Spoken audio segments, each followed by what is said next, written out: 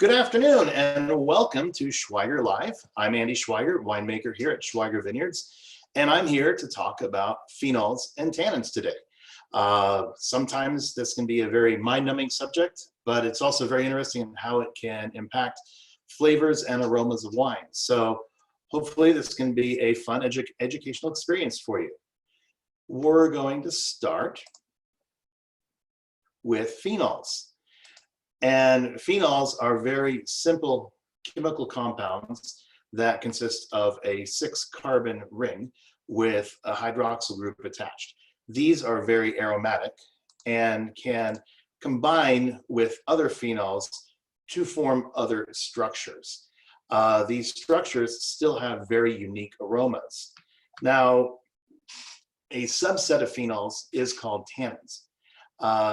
Unlike phenols, tannins are odorless and flavorless, but they do have a tactile sensation.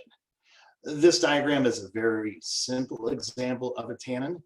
And over time, tannins can combine to create more complex shapes. I'm going to try and come up with a way to simplify this for you guys. Let's say all those complex structures we're going to symbolize as just basically a small ball. Now, the interesting thing about tannin in its most raw form is that there are receptors on your tongue that perceive this sensation as a bitter cottonmouth tannic compound. It needs to be the right size to unlock this. Now, the more complex diagrams I showed you earlier is an example of what can happen to tannins over time. Air is an important catalyst for this, and as these tannins combine, they form longer, more elegant, more complex structures, very much like what I showed earlier in this slide, how catechin and quercetin and other compounds can combine to form longer, more elegant chains. And what happens in your palate, you have these flavor receptors that when you ingest these tannins, they're physically incapable of unlocking that receptor. It sends a confusing signal to your brain that we interpret as complexity, layering, a certain je ne sais quoi. You never knew your brain spoke French to you, did you? The other important interesting thing is that phenols, tannins, are also usually very present in toxic plants. So what happens when you ingest a toxic plant, you taste it, and your brain says, oh wait, this is bitter, I don't like this. It's part of your primitive fight or flight mechanism that teaches us that we don't eat things that are bitter and unpleasant, very much like Brussels sprouts.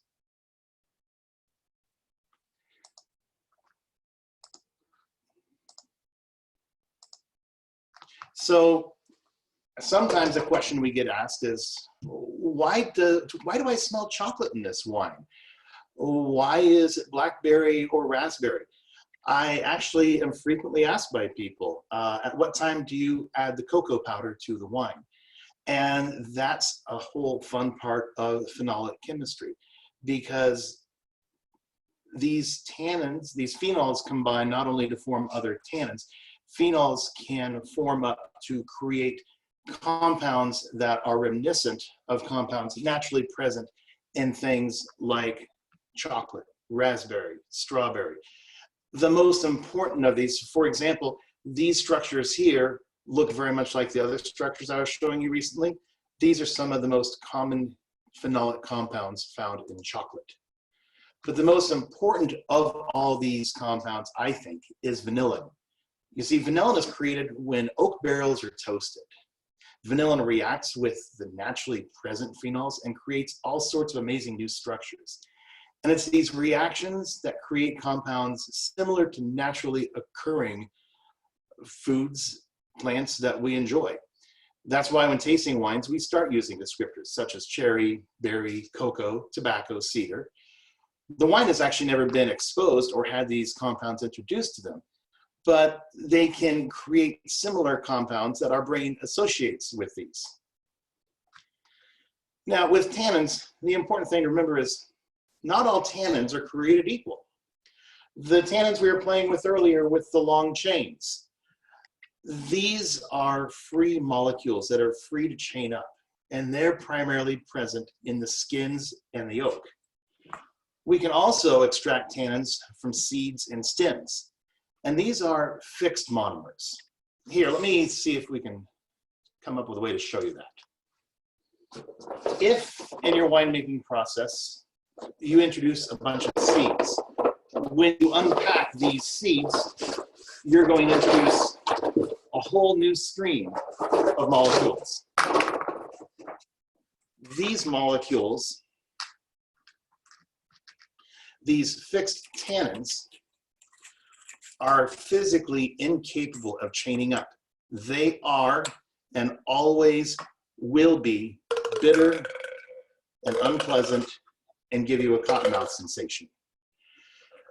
You get too many seed tannins in your wine, the only thing you can do to reduce them is add some sort of fining agent, typically a proteinaceous compound, and that will go in, and it will sweep away all these fixed monomers. The problem is, it's also going to grab all these nice elegant chains, strip them away, and you lose a lot of elegance and layering in your wine. So you really need to be careful with how you extract phenols and tannins in your wine.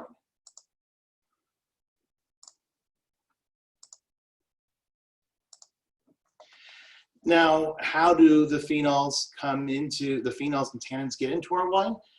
They're primarily present in the skins, and as we said earlier, the stems and the seeds. During fermentation, carbon dioxide is produced, and it causes a cap to form at the top of the tank. We need to get these tannins and these phenols back into contact with the liquid. The two most common ways of doing this are pump overs and punch downs. The way I look at this, I sometimes equate pump overs to be the traditional percolator style of coffee making, whereas a punch down is more like a French press.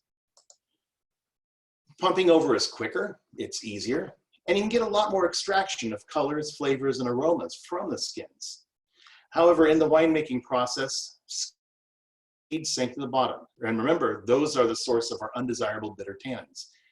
When you pump over, you're actively moving the wine along the bottom of the tank. You're actively encouraging the extraction of these seed tannins.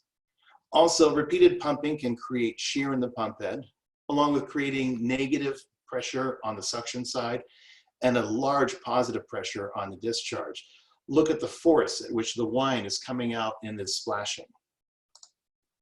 Punching down is a lot gentler. It is more labor intensive. It can be done by hand. It also can be done mechanically. Here at Schweiger, we have a pneumatic punch down device utilizing a pneumatic ram, and it's mounted to an OSHA safety cage. We can, just with the control of a joystick, gently submerge 1 square foot of the tank at a time, bringing the skins back into contact with the juice. We also have control about how deep we go, so we can avoid disturbing those seed layers. That does bring up the question though, do you pump or do you punch? Really, that's a factor of fruit quality, and it's a factor of winemaking style.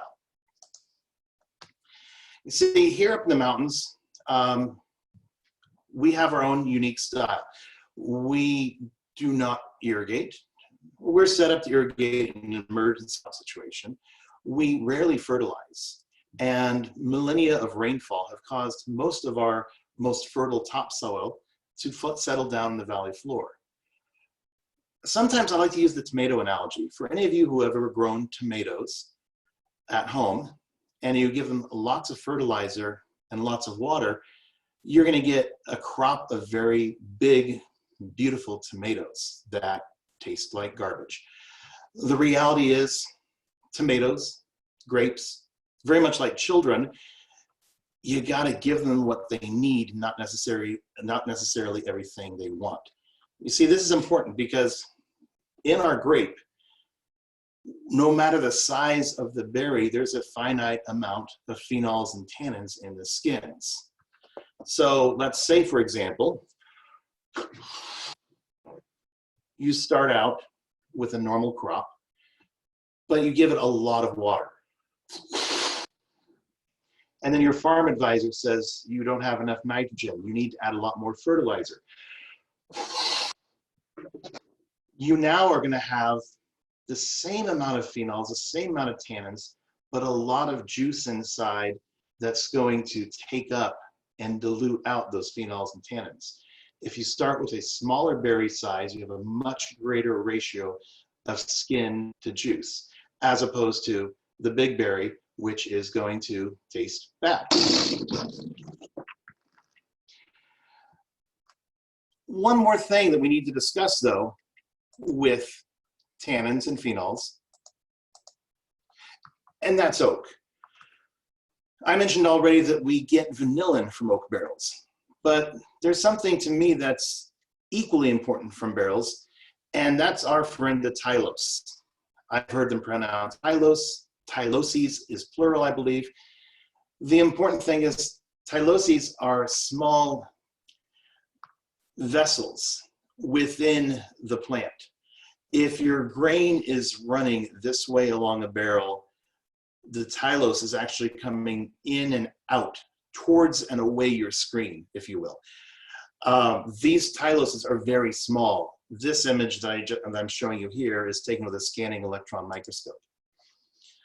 For comparison, when you look at a log and you quarter cut the log, the grain is running this way along the log. The tylose is running this way. Now, tyloses allow for air to transport through the wood. And when we're making staves for barrels, it's very important. Earlier, I mentioned that the catalyst for tannin polymerization, for them to chain up, is air. If you choke off air supply, you're going to have a much slower rate of polymerization, which means it's going to take a lot more time for the wine to become more elegant and more rounded. Now, American oak and French oak are two very different species.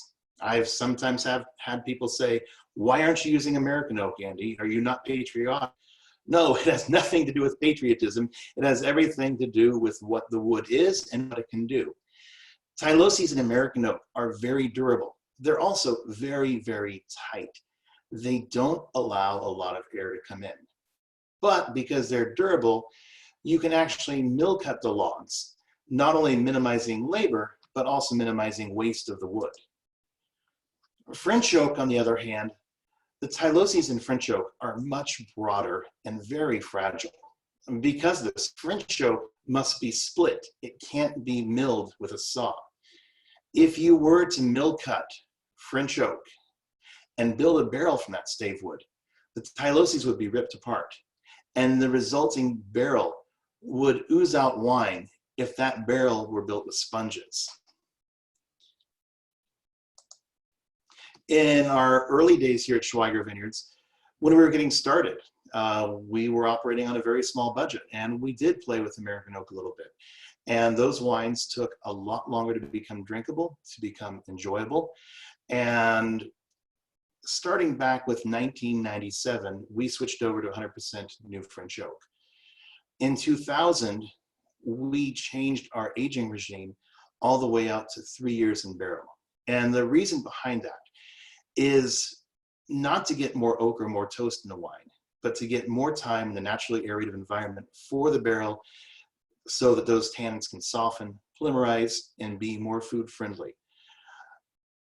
That's all I have for today. Hopefully you guys have enjoyed this. I'm going to leave you with a little PSA. I tried this in previous videos and had technical glitches. I think we've got it today. And I'll leave you with a word on hand washing from Wine Club member Segi Isho and his group Straight No Chaser. And until next time, stay safe, enjoy a glass of Cabernet, and have a wonderful day.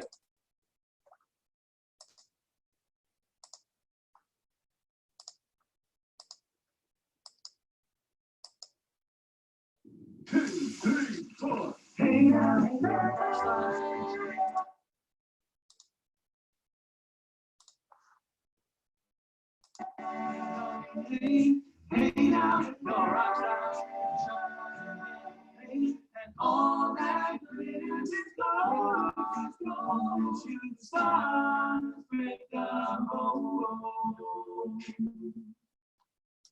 That's 20 seconds. There you go.